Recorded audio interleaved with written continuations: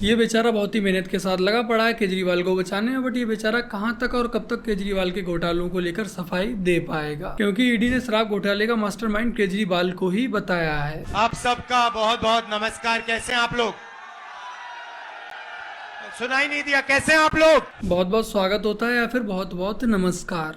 तो राम राम मेरे प्यारे भाइयों की हालचाल मजा में एक बार फिर से आप सबका स्वागत अपने चैनल सैफरन पैट्रियट में, और मैं आपका भाई दुर्गेश लेकर आ चुका हूँ एक और नई वीडियो। क्या ढूंढ रहे हो? राहुल गांधी के वोट्स? तेरा बाप यार छोड़कर गया था कि तेरी माँ?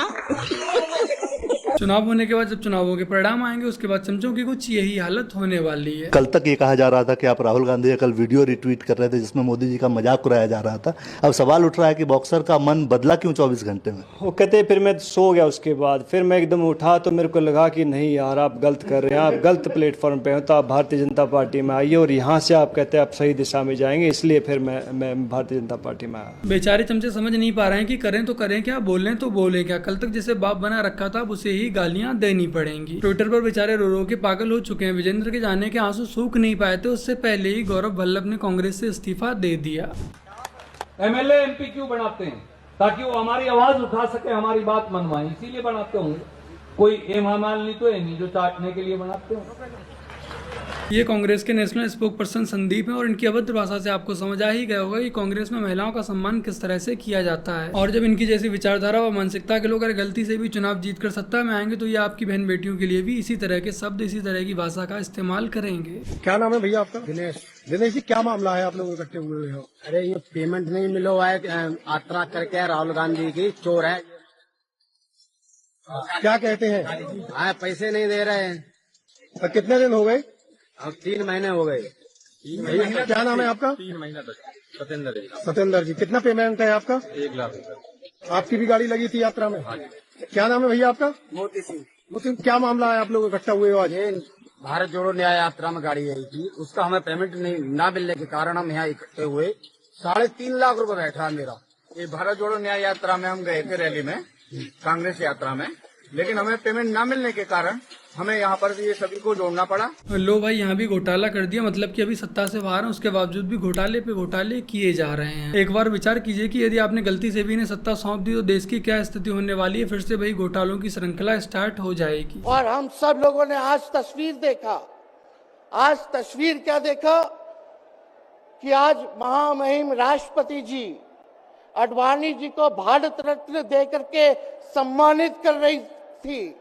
मोदी जी आडवाणी जी के बगल में बैठे हुए हैं, राष्ट्रपति खड़ा होकर के सम्मानित कर रहे हैं, लेकिन मोदी जी खड़ा भी नहीं हुए, राष्ट्रपति के सम्मान में खड़ा भी नहीं हुए। तो फाइनली तेजस्वी यादव ने इस तरह की बयानबाजी करके साबित कर ही दिया कि वो नौवीं फेल ही हैं। वैसे तो ये अपनी पार्टी से मुख्यमंत्री पद के दावेदार है, बट झूठ फैलाना, न्यूज को तोड़ मरोड़ कर अपने फायदे के लिए पेश करना इनका पेशा बन चुका है। और ये इस सब में सिर्फ अकेले नहीं है, विपक्षी बड़े बड़े नेता, प्रवक्ता और न्यूज चैनल भी इसमें शामिल है, फेक न्यूज फैलाकर जनता को बेवकूफ बनाने में। ये सभी के सभी आधा अधूरा फैक्ट बताकर जनता को बेवकूफ बनाने में लगे हैं और मोदी के खिलाफ प्रोपेगेंडा चलाने पर लगे हुए हैं। बट इस आधी अधूरी तस्वीर के पीछे का पूरा सच क्या है वो भी मैं आप लोगों को बताऊंगा। इस तस्वीर के अलावा पूरी वीडियोस भी मैं आप लोगों को दिखाऊंगा, बट उससे पहले आप लोग एक बार खुद ही देख लीजिए कि आपको कैसे मैनिपुलेट किया जा रहा है, कैसे बेवकूफ बनाया जा रहा है। ये एक न्यूज पोर्टल है, इनका काम है न्यूज देखना। अगर आप इनकी न्यूज देखने जाएंगे तब आपको वहां सिर्फ और सिर्फ मोदी विरोधी, बीजेपी विरोधी व हिंदू विरोधी न्यूज ही देखने को मिलेंगी। ये भी एक न्यूज पोर्टल होने के बावजूद भी फेक न्यूज फैलाने का काम कर रहे हैं। ये अपनी न्यूज के जरिए ये बताने की कोशिश कर रहे हैं कि देखो हमारे देश का प्रधानमंत्री कैसे एक दलित व आदिवासी महिला जो कि हमारे देश की राष्ट्रपति है उनका अपमान कर रहे हैं। जो हमारे देश के आदिवासी समाज से आने वाली महिला राष्ट्रपति है वो खड़ी है और मोदी जी वहाँ पर बेशर्मी से बैठे हुए हैं। बट इसके पीछे का जो असली सच है, जो असली फैक्ट है वो मैं आप लोगों को बताऊंगा। बट उससे पहले आप लोग याद रखिएगा कि ये खुद को एक न्यूज पोर्टल कहते हैं। इन्हें तो आप लोग जानते ही होंगे, गाली वाली आंटी जो कि कांग्रेस की राष्ट्रीय प्रवक्ता है सुप्रिया श्रीनेत जी। सुप्रिया श्रीनेत जी जो कि कांग्रेस के प्रवक्ता के पद पर बैठी हैं, वो भी इस तस्वीर को शेयर करके लिखती हैं, तस्वीर में खड़ी हुई महिला इस देश की प्रथम नागरिक महामहिम राष्ट्रपति श्रीमती द्रौपदी मुर्मू जी है। बैठे लोगों में वयोवृद्ध आडवाणी जी हैं जिन्हें घर पर भारत रत्न दिया। दूसरे प्रधानमंत्री नरेंद्र मोदी हैं। यह सिर्फ प्रथम आदिवासी आदिवासी महिला राष्ट्रपति का ही अपमान नहीं, सामान्य शिष्टाचार के खिलाफ भी है। यह इज्जत है आदिवासी वंचित शोषित समाज की लानत है। गला फाड़कर महिला सम्मान का ढोंग करने वाली बीजेपी, उसके असभ्य नेता, महिला मंत्रीगण, बद्ध दिमाग कार्यकर्ता एक महिला राष्ट्रपति के इस अपमान से जरा भी आहत नहीं है। वाह वाह सुप्रिया जी, वाह। ये है कांग्रेस की राष्ट्रीय प्रवक्ता। अब इनका भी यही काम बचा है कि आधी अधूरी तस्वीरों को शेयर करके जनता को मैनिपुलेट करना और फेक न्यूज के साथ मोदी जी के खिलाफ प्रोपेगेंडा चलाना व जनता को बेवकूफ बनाना। ये शायद सबको अपनी ही तरह बेवकूफ समझती है, स्पेशली आदिवासी समाज को। नहीं लगता है कि हर कोई बेवकूफ आसानी से बन जाएगा। आइए अब एक और नमूने को देखते हैं। इनका नाम है अली सोरावर। ये खुद को एक पत्रकार बताते हैं, बट इन्होंने पत्रकारिता की डिग्री कहाँ से ली है ये नहीं पता। और ये है खुद को सोशल एक्टिविस्ट बोलने वाले हम्माद खान। आज ये इस तरह के जितने भी लोग जो कि खुद को सोशल एक्टिविस्ट बोलते हैं, खुद को पत्रकार बोलते हैं, खुद की न्यूज एजेंसियां चलाते हैं, इन सभी बेचारों का एक ही काम बचा है, कैसे भी मोदी के खिलाफ प्रोपेगेंडा चलाकर मोदी जी की छवि को खराब किया जा सके। आज के समय में हमें और आपको सोशल मीडिया के जितने फायदे हैं, कहीं ना कहीं उतने नुकसान भी हैं। यदि आप कोई भी न्यूज देख रहे हैं तो कृपया करके उस न्यूज पर आंख बंद करके विश्वास न करें। और आप खास तौर पर इस बात का ध्यान अवश्य रखें कि आप किसके जरिए वो न्यूज सुन रहे हैं और वो कितना विश्वसनीय है। आज के समय में सोशल मीडिया पर न जाने ऐसे कितने न्यूज पोर्टल है, हर दूसरा बंदा आपको अपने बायो में सोशल एक्टिविस्ट लिखा हुआ मिल जाएगा। और इन सभी का एक ही काम है कि आधी अधूरी न्यूज फैलाकर जनता को मैनिपुलेट करना, देश में अराजकता फैलाना। बट आइए मैं आपको इस आधी अधूरी तस्वीर के पीछे का पूरा सच भी दिखा देता हूँ। इससे रिलेटेड मैं आपको वीडियो भी दिखा दूंगा, ना कि इन फर्जी न्यूज पोर्टल व फर्जी एक्टिविस्ट के द्वारा आधा अधूरा सच। ये है वो पूरी तस्वीर जिसे इस समय आप लोग अपनी स्क्रीन पर देख रहे हैं, जिसमें आप देख पा रहे होंगे कि मोदी जी की एक सादा सिंपल सी कुर्सी है जिस पर सर तक नहीं टिका सकते और हाथ रखने का इंतजाम तक नहीं है। मोदी जी की चेयर के बराबर में ही आप आडवाणी जी की भी चेयर देख सकते हैं। फिर बराबर में ही राष्ट्रपति जी की भी चेयर है जो कि राज सिंहासन की तरह लग रही है। उस चेयर के नीचे आप देख सकते हैं कि कालीन बिछी हुई है, बट जो मोदी जी की चेयर है, आडवाणी जी की चेयर है, उनके नीचे नहीं बिछी हुई है। और अब इस पूरी तस्वीर को देखने के बाद शायद अब आप लोग समझ पा रहे हैं कि हमारे देश के जो राष्ट्रपति जी हैं उनका पूरा सम्मान किया जा रहा है। चलिए आपको वीडियो भी दिखा देते हैं।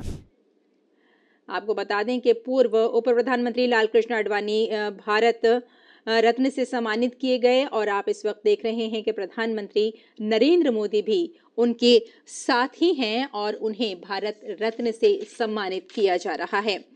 आपको बता दें कि राष्ट्रपति द्रौपदी मुर्मू ने जब वरिष्ठ नेता और पूर्व उप प्रधानमंत्री लालकृष्ण आडवाणी के आवास पर पहुंची तो उनके साथ कई और दिग्गज चेहरे भी मौजूद थे।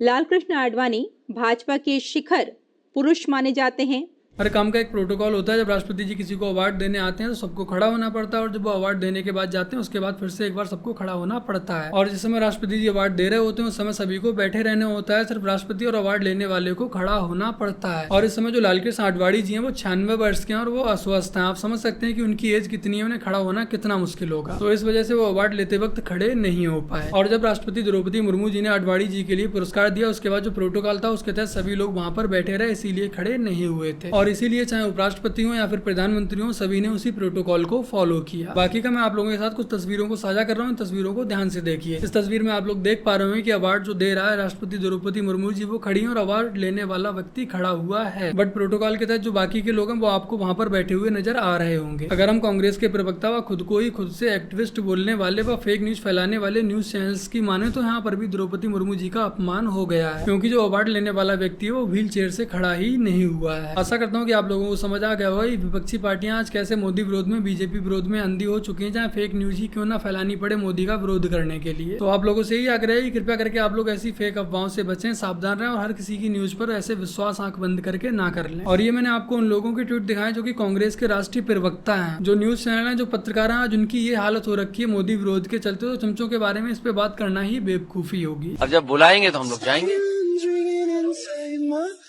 उनकी न्योता से हमारा न्योता क्या लेने देना? भगवान आप और हम सनातनी नहीं हो, तुम हो ना। तो सनातन में क्या है कि भगवान का जब बुलावा आता है तो अपने आप चले जाते हैं, जब बुलावा आएगा तो जाएंगे। राम मंदिर के लिए टाइम नहीं है, लेकिन इफ्तार पार्टी के लिए टाइम है।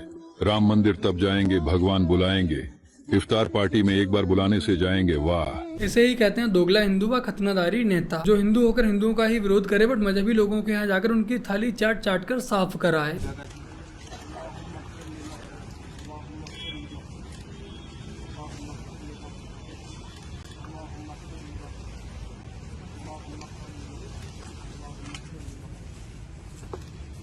अगर उत्तर प्रदेश में गलती से भी समाजवादी पार्टी की सरकार बन जाती है तो वो दिन दूर नहीं है कि मुख्तार अंसारी की कब्र पर मेले लगने लगे, लोग वहां पर मत्था टेकने आने लगे। और कोई बड़ी बात नहीं कि मुख्तार अंसारी की एक बढ़िया सी कब्र बनाकर उस पर लिख दिया जाए माफिया वाले पीर बाबा। आप खुद सोचिए कि समाजवादी पार्टी व विपक्ष की पार्टियों की क्या मानसिकता है कि एक बदमाश गुंडा माफिया की कब्र पर जाकर, जिस पर न जाने कितने केस पेंडिंग थे, उसकी कब्र पर जाकर ये लोग उसे श्रद्धांजलि दे रहे हैं। आज इतना निचला स्तर गिर चुका है इन विपक्षी पार्टियों का व इन नेताओं का। Thank you, Rahul. I think 99.9% people in this room, they do understand English. लेकिन मैं हिंदी में बात करूंगा। तो पहला बदलाव तो यही है कि 5 स्टार होटल में एक बहुत फैंसी लंच के बीच में आज हम हिंदी में बात कर सकते हैं और आने वाले 5 वर्षों में आपको और ज्यादा इस तरह की बातें और इस तरह के इवेंट्स देखने को मिलेंगे। अब आते हैं कि 5 साल में क्या बदलाव हो सकता है। मुझे लगता है आजकल एक्सप्रेस हाईवेज, एक्सप्रेसवेज की बहुत बात होती है। अगर मैं धर्म को एक मल्टी लेन एक्सप्रेसवे मान लूं और उसमें अलग अलग लेन्स में अलग अलग धर्म के लोग चल रहे हैं, तो उसमें शायद सबसे जो स्लो लेन अभी तक रही है वो हिंदुत्व की रही है। स्लो लेन, स्लो, जिसमें कि अगर आप एक स्पीड किसी की तय करते हैं कि आप इस स्पीड से गाड़ी चला सकते हैं, तो सबसे स्लो जो गाड़ी आपको जो स्पीड दी गई वो हिंदुत्व की थी, ये कहते हुए कि आप क्योंकि बहुसंख्यक हो आप ध्यान से चलाइए। आपकी बगल में जो गाड़ियां चल रही हैं 100-125 की स्पीड पर, वो माइनॉरिटीज की गाड़ियां हैं, उनको कहीं चोट ना लग जाए, आप ठीक से चलाइए। ठीक है। उसके बाद जब आप टोल देते हैं उस एक्सप्रेसवे पर, वो टोल भी शायद बाकियों के लिए फ्री है और एक जो आपकी बहुसंख्यक कम्युनिटी है वो हमेशा से ज्यादा टोल देती हुई आई है। बीजेपी की सरकार आने से पहले हिंदू की स्थिति न कावड़ यात्रा निकाल सकते थे, ना ही डीजे बजा सकते थे। हर जगह हर क्षेत्र में बहुसंख्यक होने के बावजूद भी हमें हमेशा इनसे दबकर रहना पड़ता था। हमारे ये हक हमसे छीने जाते थे और हमसे छीन कर इन्हें दिए जाते थे। बट अब इस सब में काफी बदलाव आ रहे हैं और वो सिर्फ और सिर्फ आपके एक सही वोट देने की वजह से आ रहे हैं। చర్చ్ అండి ఇది। ఇక్కడ కింద వేసిన టైల్స్ చూడండి ఒకసారి।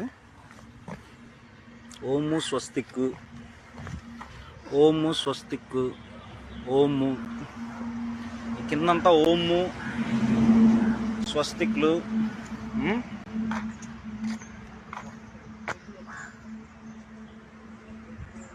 ఇది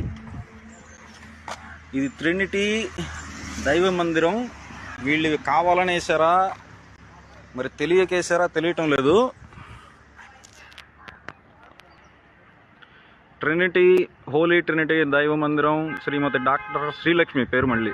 अगर कोई हिंदू किसी मंदिर के सामने ऐसी हरकत कर दे तो अगले दिन ही उस मंदिर को ही पूरा तोड़ दिया जाएगा। बट अफसोस की बात कि हमारे ही देश में हमारे ही धार्मिक प्रतीक चिन्हों का ऐसा अपमान किया जा रहा है और हम इसके खिलाफ कुछ भी कार्रवाई नहीं कर पा रहे। तो बस मेरे प्यारे भाई बहनों, आज की अपनी इस वीडियो में इतना ही। वीडियो को लाइक, शेयर, कमेंट और अपने इस चैनल को सब्सक्राइब आज से कर लीजिएगा। चलिए जल्द मिलते हैं एक और नई वीडियो के साथ। तब तक के लिए जय हिंद, वंदे मातरम, जय श्री राम।